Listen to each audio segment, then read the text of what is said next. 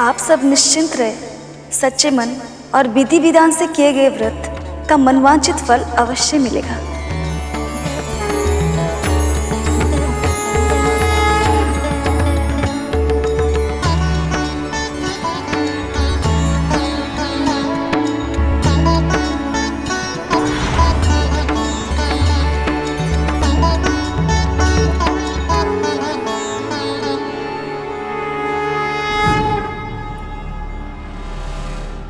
माँ भगवती की कृपा से आज हमें माँ के दर्शन हो ही गए।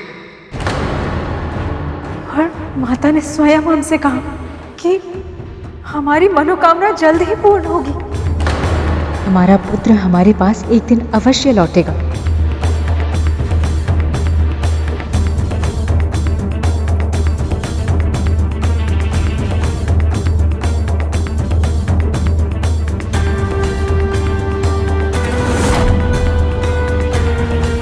पहले क्षण भर के लिए हमें लगा कि उस स्त्री में देवी दुर्गा का रूप दिखाई दिया, और अब छोटी और भाभी को भी उस मूर्ति में देवी के दर्शन हो गए। हो सकता है ये हमारे मन का भ्रम हो, और यदि सत्य हुआ तो, यदि सच में इन दोनों की पूजा सफल हो गई तो। नहीं, हम ऐसा नहीं होने दे सकते। हम ऐसा किसी भी मूल्य पर होने नहीं दे सकते।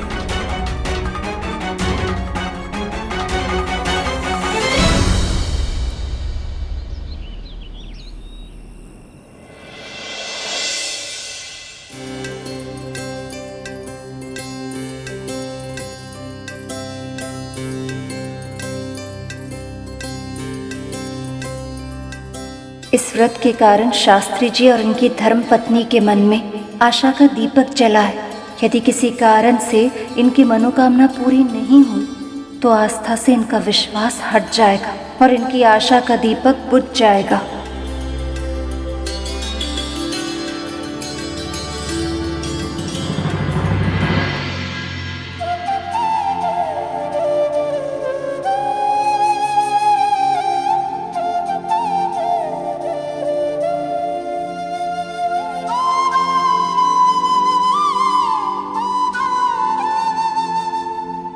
माँ, मार्गदर्शन करें।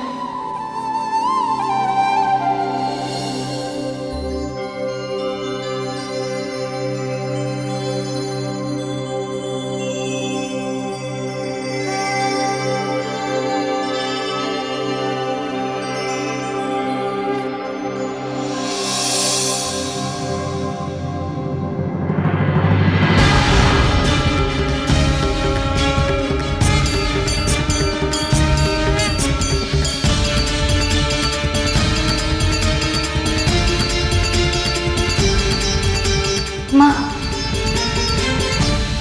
आप मुझसे अलग नहीं है लक्ष्मी। यदि आप चाहें तो जो कुछ भी आप जानना चाहती हैं वो स्वयं जान सकती हैं, परंतु फिर भी आप मेरा ध्यान करके मुझसे मार्गदर्शन प्राप्त करना चाहती हैं। जिस असीम श्रद्धा से आप यह व्रत कर रही हैं उससे मैं अत्यंत प्रसन्न हूँ, और इसीलिए मैं आपकी दुविधा को अवश्य दूर करूंगी। आप जिसे ढूंढ रही हैं वो इस समय अपनी तपस्या में मग्न है, और आप तो जानती ही हैं, माता पिता के ऋण को भूलकर कोई भी तपस्या कभी भी सफल नहीं हो सकती। धन्यवाद माँ, आपका बहुत बहुत धन्यवाद। आपने न केवल मुझे उस तपस्वी के बारे में बताया बल्कि उसे सही मार्ग पर लाने का उपाय भी बता दिया।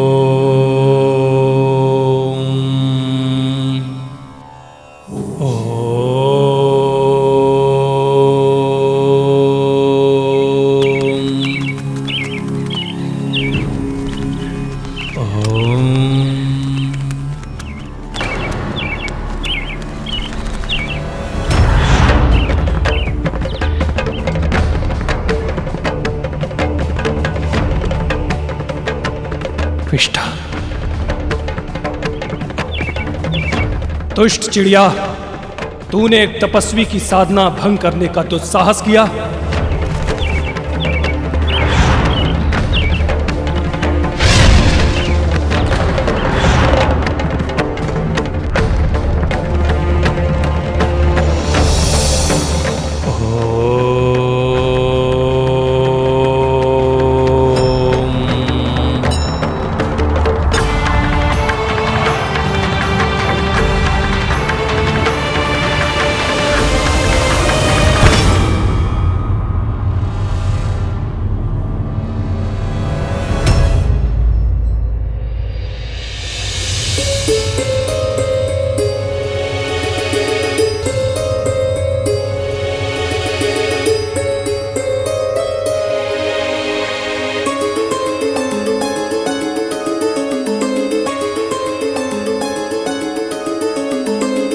तो अभी उस तपस्वी की आंखें नहीं खुली है। उसकी आंखों पर पड़ा पट हटाना होगा, सत्य दिखाना होगा उसे।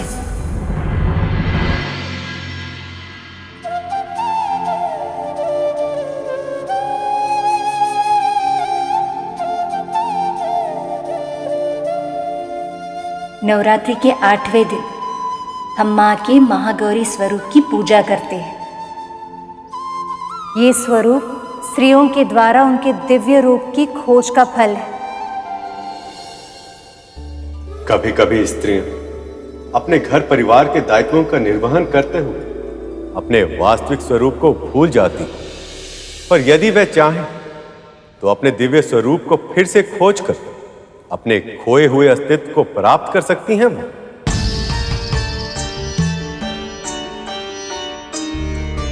परंतु मां, इससे मां के महागौरी अवतार का क्या संबंध है? मां का ये दिव्य स्वरूप कैसे उजागर हुआ? महिषासुर के वध के बाद देवी माँ फिर से पहले की तरह पूर्ण तन्मयता के साथ अपने परिवार और कैलाश की व्यवस्था संभालने लगी। दिन प्रतिदिन के इस अनवरत क्रम और अपने दायित्व को निभाते निभाते वो अपना वास्तविक स्वरूप भूलते जा रही थी।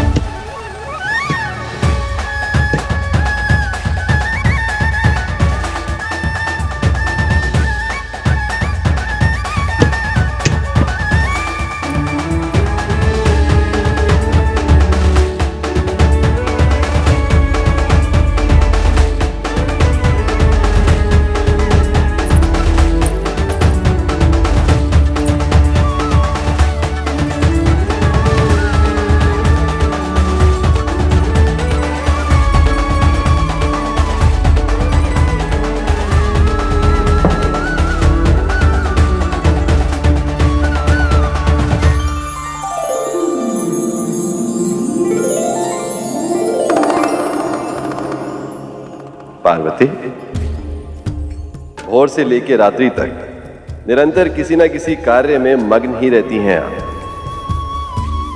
आज भी तो सुबह से व्यस्त है, श्वास लेने तक के लिए विश्राम नहीं लिया आपने। तनिक थोड़ा विश्राम कर लीजिए। क्या करूं महादेव, कार्य की अधिकता ही इतनी अधिक है। और वैसे भी सत्य तो ये है कि मुझे अपने घर के काम में और अपने इस कैलाश के दायित्व निभाने में बहुत प्रसन्नता अनुभव होती है। अरे दाल चढ़ाई है, अभी आई है।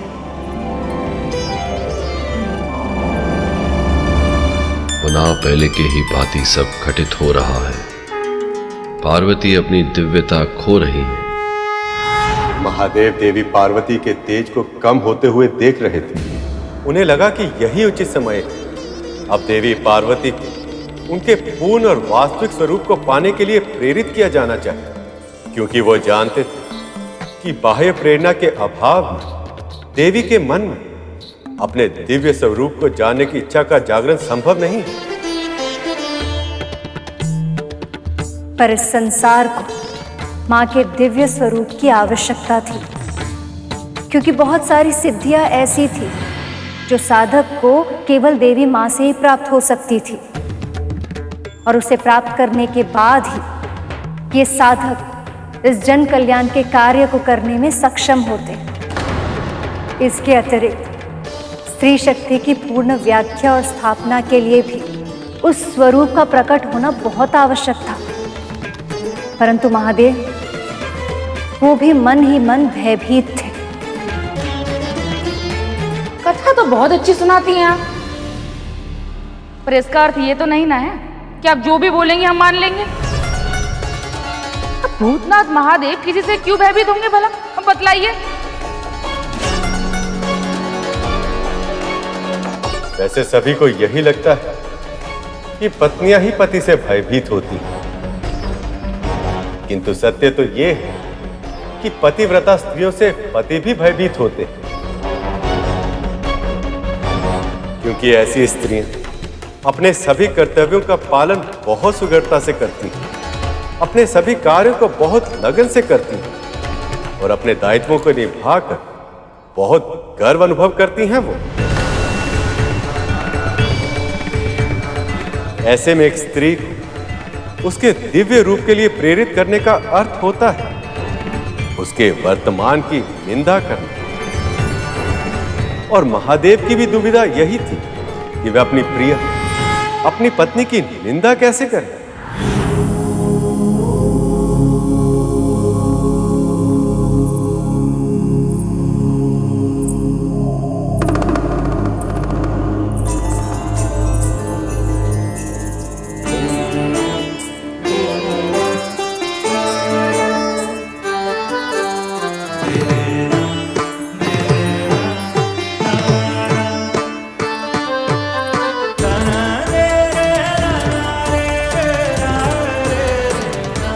लीजिए प्रभु आपका पान।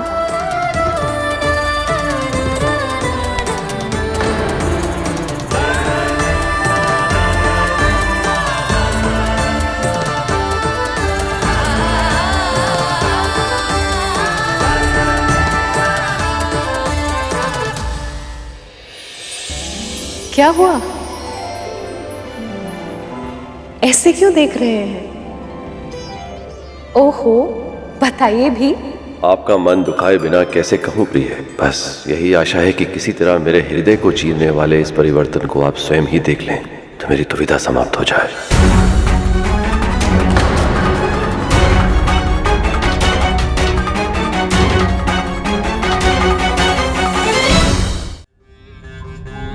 लीजिए, इतने कार्य शेष हैं और आपको विनोद सूझ रहा है।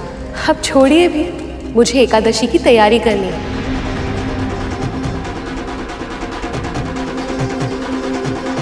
पार्वती को दिखाई क्यों नहीं दे रहा कि इनका स्वरूप अपनी दिव्यता खो रहा है। आपने कुछ कहा प्रभु?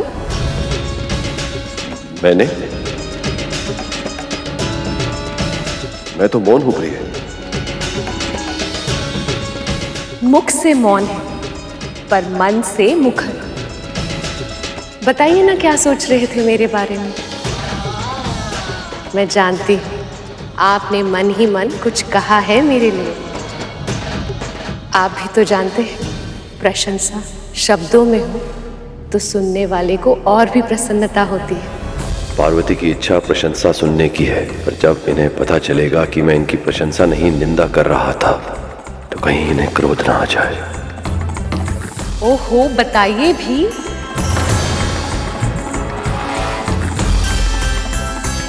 नहीं प्रिय, मैं कुछ नहीं सोच रहा।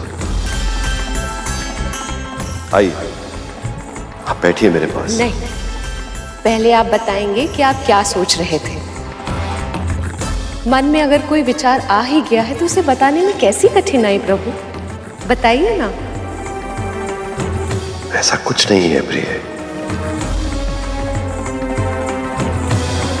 जब तक आप बताएंगे नहीं मैं यहां से जाऊंगी नहीं। बताइए क्या सोच रहे थे। छोड़िए, अभी किन बातों में उलझ गई? आपके मन में मेरे लिए कोई बात है और आप मुझे उसे बताना नहीं चाहते, ऐसा क्यों प्रभु? उसे छिपाने के लिए तरह तरह के यत्न प्रयत्न कर रहे हैं, अवश्य कोई बड़ी और अप्रिय बात होगी। अब तो मैं जान कर ही रहूंगी महादेव,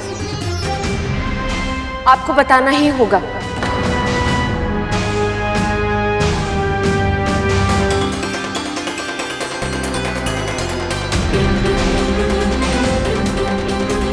ठीक है, यदि आप बताएंगे नहीं तो क्या मुझे पता नहीं चलेगा? मैं अपनी शक्ति से स्वयं जान लूंगी।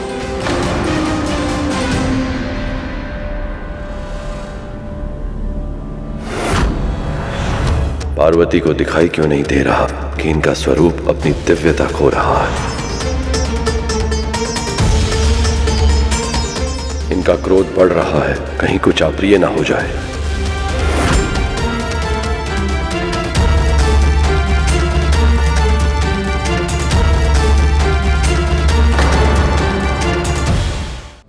तो ये भाव है आपके मन में अपनी पत्नी के लिए? मुझे तो आभास भी नहीं था कि आप मेरे रूप को लेकर प्रसन्न नहीं हैं। मुझे तो लगता था कि मैं हर रूप में, हर वेश में आपकी प्रिय हूं।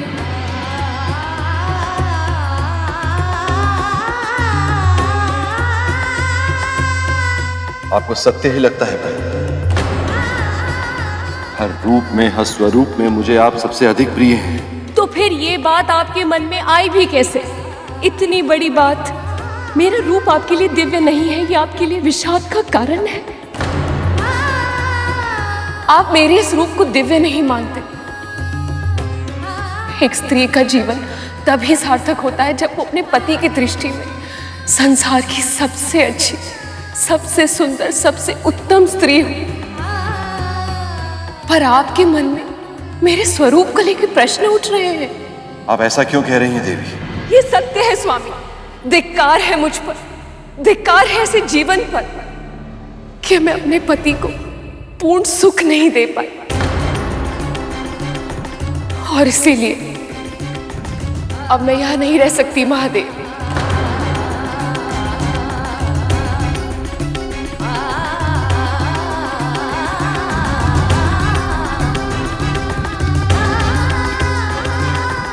दुख केवल एक ही बात का है कि मैं आपको प्रिय नहीं लगती। यही बात आपने मुझे पहले क्यों नहीं कही?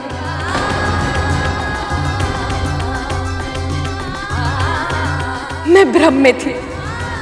मुझे सत्य पता होता तो मैं पहले ही चली जाती आपके जीवन से, इस कैलाश से।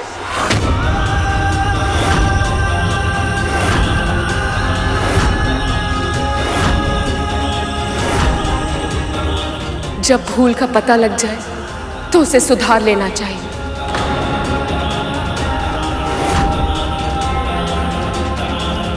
और इसीलिए अब मैं यहां एक क्षण भी नहीं रुकूंगी महादेव। मैं जा रही हूं, इसी क्षण जा रही हूं।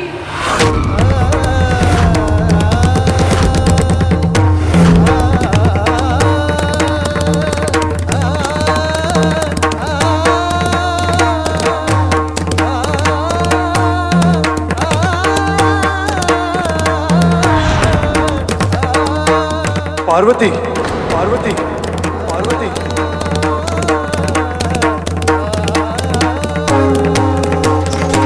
पार्वती, पार्वती, पार्वती। मेरे मन का, मेरी आत्मा का आधा भाग हैं आप। फिर भी आज आपको अपने से दूर जाते हुए देखने के अतिरिक्त और कुछ नहीं कर सकता मैं। संसार के हित के लिए मुझे ये अपार दुख भी सहना ही होगा। आज एक बार फिर विरह का हलाहल मुझे पीना ही होगा प्रिय।